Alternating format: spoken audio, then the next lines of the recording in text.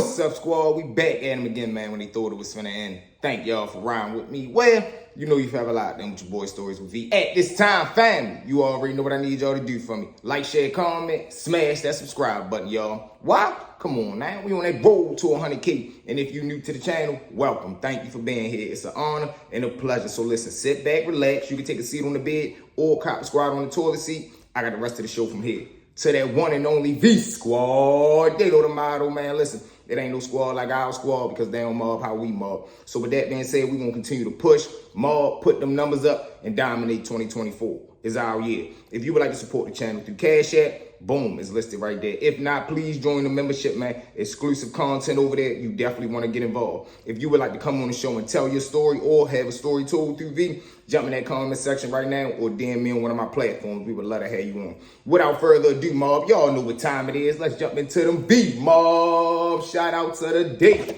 Number one on the V mob list, man. Salute to Jarrell Brown. What it do, family? Number two on that V mob list, man. Salute the young boy. What it do, family?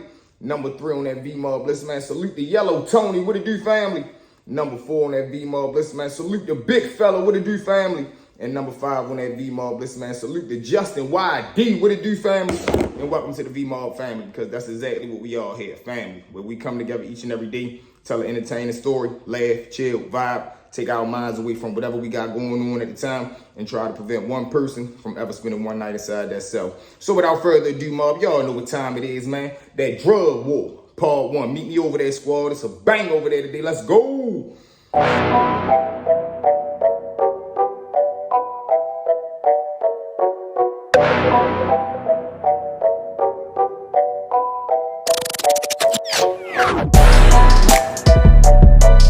Whoa, what's up, squad? You made it. Let's jump into it, man. Drug war, part one. Let's get it. Starting off first, we got George and how it all began for him, guys.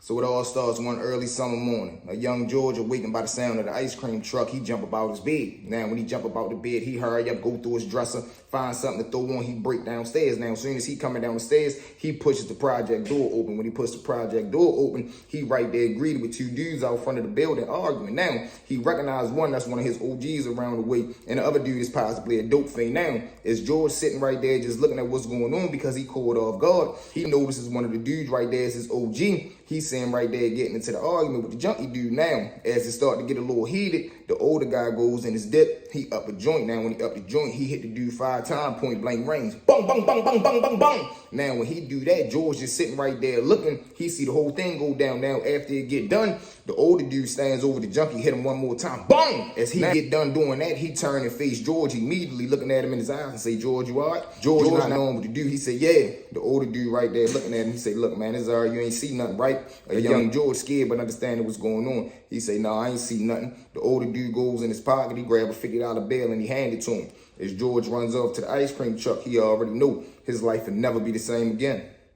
Next up on the list, y'all, we got Phil, Mr. South Baltimore himself. And like I told y'all, Phil being a wild card and him being from South Baltimore, his upbringing was a lot different from George and Ben. Granted, he was a little more advanced. He had jumped off the porch a lot earlier and them granted towards his situation. Now, Phil, he came from an addictive household, meaning that his mother was getting high, his father was already incarcerated, and everybody around him was already hustling. I'm talking about he was going to middle school with little dudes that's pulling up to school in stolen cars. They already got money on them from hitting packs for dudes around the way. It's a lot going on, and Phil feel like I got to get involved, not only for itself, but if I can, I'm trying to provide for my peoples as well. So, the situation that'll change Phil's life forever. One day, him and the men all outside, everybody chilling on the block. Nice hot summer day. Now it's a big dice game going on. Now Phil and the rest of his homeboys is right there shooting dice. Now granted, Phil is a juvenile during this time, so it's 2 older adults that's right there on the block as well. So they get right there, they sponsor from the game, but now they want to get involved and make them a couple dollars. So they start going head up against each other as the dice game start going on. Of course, it can only be one winner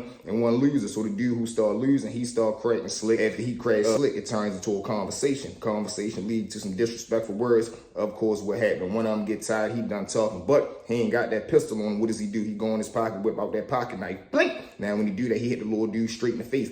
Ma! Now, when he hit him in his face and other, he go right for the neck next time. Ma! And then after that, he begins to drive him straight to the ground and wear him out. Ma! Ma! Ma! Ma! Ma! Now, as all this is going on in the middle of the block, broad day, like everybody stopped right there just staring, a young fella is sitting right down on the street because he was just involved in a dice game. As he looked up, the older dude that just did this to the other dude, he look at Phil and tell him, now that's how you do it. If you gonna go, you go all the way. When it's wartime, you don't never freeze up. You only cut up. Ain't no half stepping down here. Now, Phil take them words and he take that to the heart. And this is the way that he began to live his life. And last but not least, guys, we got Ben. I'm talking about Mr. East Baltimore himself, cold-blooded warrior. Now, man, Ben's upbringing was a lot different between Phil and George as well because he coming out of them cruddy East Baltimore streets, man. And the motto over there is a lot different than when you're dealing with South Baltimore and when you're dealing with West. They living cruddy in them trenches and they not playing no game. I'm talking about it's treacherous down there.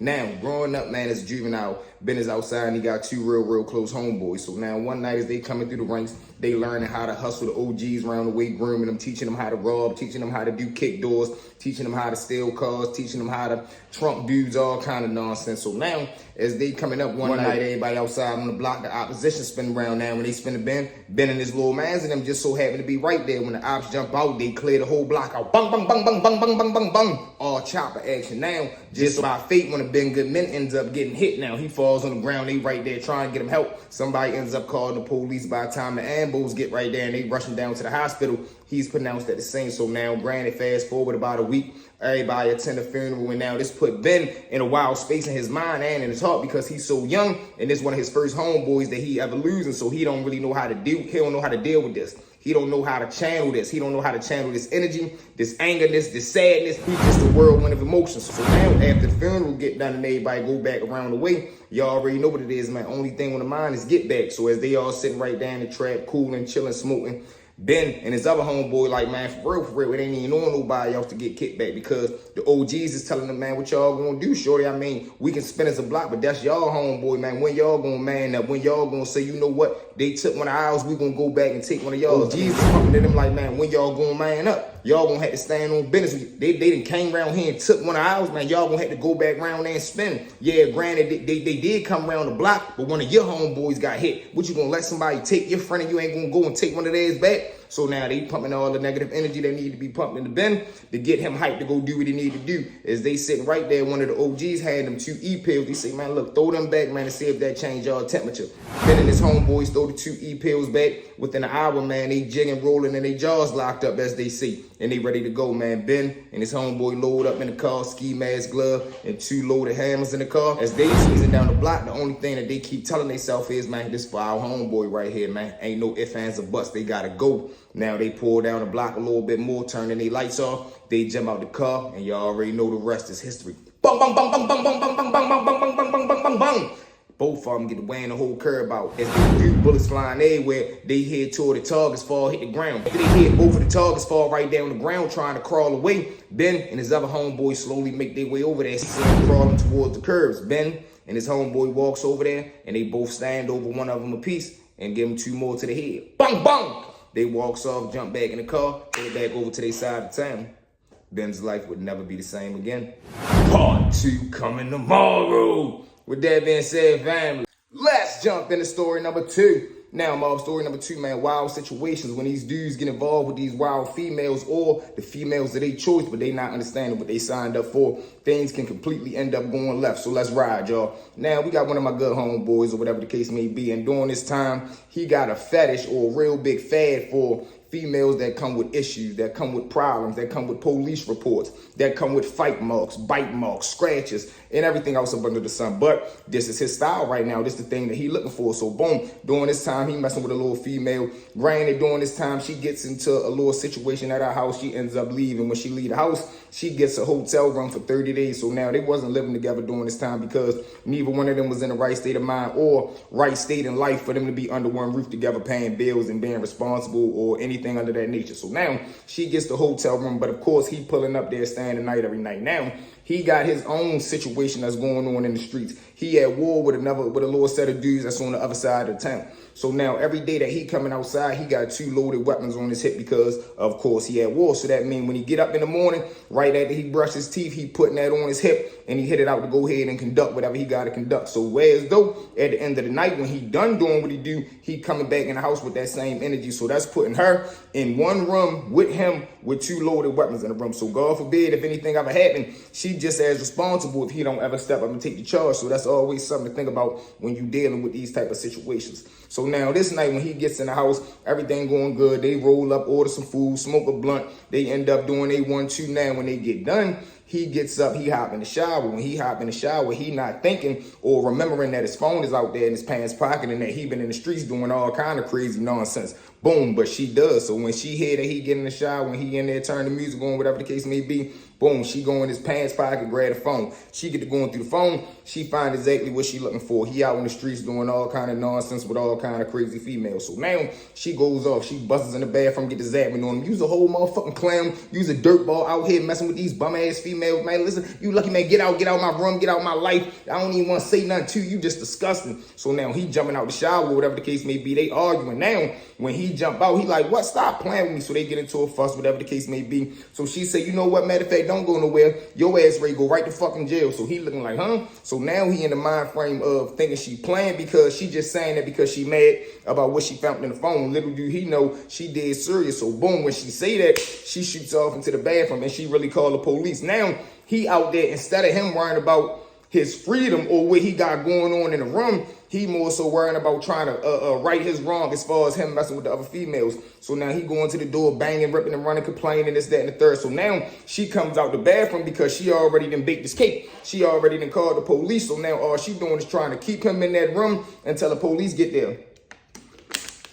So she come out, she sweet talking or whatever the case may be. So they sit down. Whole time this fool still got 2 loaded weapons in the room. So he not even visual or understanding or even knowing that she didn't really call the police. So now he's sitting on the edge of the bed. He just keep asking her like, baby, stop playing. Did you call the police? She like, boy, shut up. Shut up. So now he like, no, for real, did you call the police? But her not answering him, he taking that as a yes instead of taking that as a no. Boom, about 5, 10, 15 minutes go by. You hear that knock at the door. Baltimore County Police open the door. Now he gets nowhere as a motherfucker. He jump up. Now he don't know what to do because the 2 weapons right there up under the bed. He goes right there, grab and shoot up in the bathroom. Of course, when she opened the door, first thing that he hear from inside the bathroom is this, you know, such and such. They said her name. Said, did you call in about a domestic bop bip? She said, yeah, they come in. Where's the suspect at? She say in the bathroom. Now when the police go to the bathroom, now you gotta think what position this put him in. He is trapped inside of a bathroom with 2 Baltimore County police officers on their way to open the door, and he got 2 loaded 40s in there. Come on now. It couldn't get no scurrier, can't get no crazier. They get right there, come to the door. Now, this fool with really nothing to do, he throw the joints up under the counter, up under the little, the little bathroom joint up under there when you open the cabinet where the blow dryer and stuff be at. Boom, he throw it right there. Now, he opens the door coming out like he just get done using the bathroom, flush the toilet. They get right there, excuse me, sir, put your hands right here behind your back. They grab him up immediately. Why? Because the report already been put in. This female said you did whatever you supposed to have done to her. We responding to the call. You got to get put in handcuffs. That's just the way it go. The other police officer steps inside the bathroom. He conduct his search. Bingo! He look up under the counter. He find what he looking for. 2 loaded weapons. He come out holding them like this. Whose are these? He say they mine, of course, because if he didn't, they wouldn't have cared anyway. He was getting charged with them anyway. He goes down to the district now facing 2 gun charges. But as he getting carried out, guess what she got the audacity to say? Never mind, I want to change my mind. Come on, man, it's too late for that. Forget that little domestic or forget that little argument card that you put in. This man's getting locked up for 2 loaded handguns. Crazy situation, man, when things end up going left and you never really know the person that you land next to or the mindset when playing or getting involved with these little games go too far, man. So with that being said, family, let's jump into story 2.5, Ma. We rocking and rolling today. Let's go. Now, this one right here, man, was a wild situation, but it was a touchy one because it really showed me, man, when a person got aspirations or he got determination to want to be something out here, good or bad, it ain't nothing or nobody out here that can deter them from that. So now, we got my little man Boston, aka I nicknamed him Boston because he wasn't born and raised up there, but he got parents who was born and raised up there, and he had a real heavy accent. He would say stuff like, man, get in the car, stuff like that. Now, boom, when I meet him, we in alternative school, meaning both of us then been put out of Baltimore City public school for whatever the case may be. Gambling, fighting, shooting dice, hooking school, activities, whatever the case may be, we done got put out now. Both of us is landing right here in alternative school. Now, when I first meet him, like I'm telling y'all, listen, man, this kid was determined, meaning he must have watched a lot of gangster movies, and he was real intrigued by it because every day of school, man, he would come to me and he would have a list of questions like, man, do you really hold the joint like this? Do you really put it on the tire? Like, how you get jumped into a game? Do you got to ask them why you got to get jumped in? Do they give you knowledge? Do you got to know the paperwork? What happened? What's the DP? Like, he would ask so many crazy questions, and I'd just be like, man, where you getting this stuff from? But I ain't gonna lie, I rocked it with him. He was cool because he wasn't no chump. He had heart. He could fight. He had knowledge. He just ain't had no guidance. He never had nobody that really pulled him up and put him up under the wing and really schooled him to the game. So anybody that he seeked or thought that he could get that from, he latched on to him, whether they was good or bad. If he felt as though you knew something about the streets, he was trying to get around you and he was trying to get something above you, meaning knowledge. You get what I'm saying? So now he got an older brother. Now to him, he think his older brother like a 50-50 gangster. To the streets, everybody look at his older brother like a duck. But granted, he don't really know that because he don't really understand the streets. He just know his brother be outside, he be round dudes, he smoke, he say he hustle, he say he be with the gangsters. So to Boston, he believe all this nonsense. So now let's just say we go through the whole year with him learning all these questions, and I'm giving him a little game, whatever the case may be. I'm like, no, bro, that's not reality. You get what I'm saying? In the heat of the moment, you got to shoot however you shoot. You going to hide the drugs wherever you hide them at. You can put them under your underarms, put them in your head if you got to. Whatever you can get away with, that's what's going to happen, man. Don't watch these movies and get a misconception of what's real out here. So now, fast forward, we go through the school year. Now, during this time, I probably bumped into him about 2-3 times outside functions. One time, we didn't even been booked down there together. So now, boom, like 2 years go by, he ends up getting involved with these little dudes. One day, he outside hooking school, whatever the case may be. They in the car, got a stolen car. It's a pistol in the car as well. Now, they pulls up to the mall. Now, when they get to the mall, though, everybody that's in the car is high up off the Molly. Now, the Molly be having you irritated, agitated, aggravated. It just make you do goofy ass shit. So now, when they get in the mall, they in there cutting up, going around the stores, leaning on the register, man. They going to the food court, knocking shit over. They just doing a whole lot of dumb stuff. Now, it's the security guard that work up there. Of course, they radio in, tell him come right there. When he get right there, he escorting them to the front door. Now, Boston, he start acting up and cutting up. So the little security guard dude throw him straight in the L. Now, when he throw him in the L, he walks him to the door, throw him out there. Boston falls on the ground, scrape his little elbow, a little bit of ooh, we not, but he was asking for. But this is all because they all hide about the M or the Molly. So now they goes to the car. When they get in the car, of course, homeboys in there putting that peer pressure on him, putting shit on his chest that he don't need on his chest or on his mind. So when they get in the car, all the men in there like, man, that's crazy. You really let yo do that to you? Yo had you in the L, threw you out there. Look at your elbow, boy. You's a chump. Now, of course, Boston in the car, he feeling like y'all putting him on the spot, or he feeling like, man, I'm embarrassed now. They gonna go around the way, tell everybody that I let a dude up the mall security guard chump me. So now what does he do? Of course, he goes up under the seat, grab a pistol, put it on him. Now he walking back towards the dude. When he get about 5-6 feet away from the security guard, he said, hey, yo, Lord, yo, man to man, yo, can we talk real quick, bro? I don't like the way you did that. Now, fast forward back to the security guard. I don't know what he thinking. He probably feel like he feeling cocky. He smelling himself. Yeah, man, top security guard of the world. Anybody come up here playing, I'm throwing them out. LAPD, come sign me. This is probably the thoughts that's in his head. So he stepped up to Boston. He like, man, what you want? Boom, when you get right there, little Boston get close enough, he up the joint, get the pistol whipping him. Mop.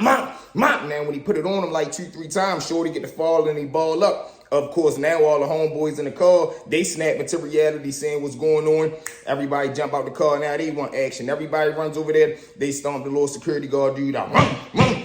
Now they stomp him out, breaks back to the car. Now, like I told y'all, they full of anger and they full of Molly. So ain't nobody brain working enough to realize y'all just did this in front of a mall with 3,000 cameras. They jump into the car, they ass off. But of course, everything is caught on camera. They face, they got camera of them inside the mall when they left the car, the tags. So of course, they track the car down, track them down. Everybody get knocked off. When they end up going to trial, everybody in the case end up getting 15 years. All over what?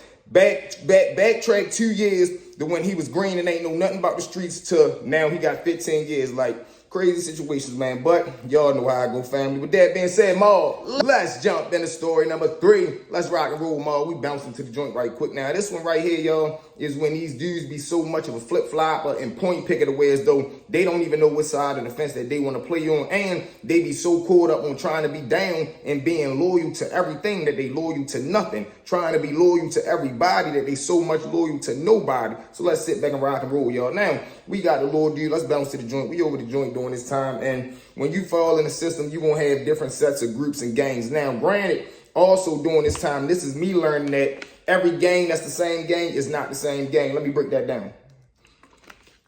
You might got a blood and a blood, but they not the same bloods, meaning they from 2 different sets. They believe in 2 different things. They answer to 2 different people, and sometimes they can be at war with each other. Now, granted, during this time as well, we get a Crip dude that fall on the count. Now, when he fall on the pound, he comes on there. He got his little set of Crip dudes that he rocking with. But for some reason, I think it was over playing basketball or spades, him and his little blood dude take a liking to each other on some regular homeboy stuff. You get what I'm saying? So now, once they start rocking with each other, because during this time, it ain't like back in the day where as though a blood and a Crip, soon as they see each other, they going at it, they immediate enemies or anything like that. No, they can live together and be peaceful depending on where you at. So now, during this time, they rocking and rolling. They work out partners, they eating partners, they walking partners, they doing all that. So now, the little dude's rocking so much, and the Crip dude who just came, he don't really rock with the Crip dudes that's on the compound right now. He like, man, they broke junkies. They be trying to get high. They don't get no money. But he really rocking with the way that the blood's moving. They got motion right now. They got rhythm. They making money. They eating good. And he already cool and homeboys with the little blood dude that he rocking with. So now,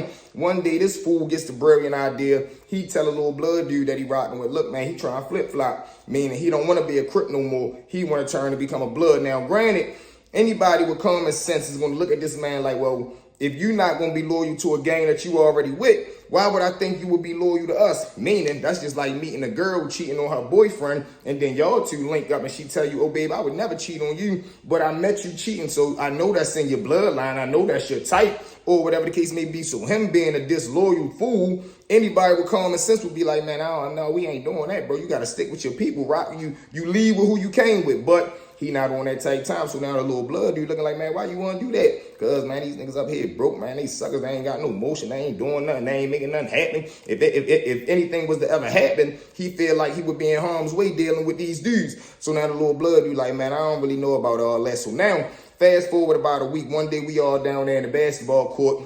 A blood and the blood end up getting into it. Now, when they get into it, they shoot to the back. They ready to go lock in, meaning they ready to get in a secluded area and they ready to go fight. So, boom, when they go to the back and lock in, they get to fight. And now the little blood dude, who is the Crip homeboy, he get to losing. So now when the other blood get to getting the best of his homeboy, the Crip dude trying to be loyal, trying to show loyalty, not to his side, but to his little homeboy, he jumps in the fight and he get the assist in his blood homeboy beating the other blood up. Man, when that happened, these bloods, man, they swarmed on that boy like a pack of wolves. I'm talking about you just start seeing bloods come from every man. What the fuck is you doing? Grab man, I'm talking about they dumping him on his head. Boom! All the blood dudes get to punishing them, stomping them out, get to doing them dirty. Head go to sidebar though. The blood homeboy and the dude who they was fighting, even them 2 get up and get the assist in the bloods that was punishing the little Crip dude. They stomp him out. Now the Crip dudes that's on the tail, they see what's going on. They see that it's one of their own getting stomped out. They runs over there to start assisting each other. Now when they get into the big blowout,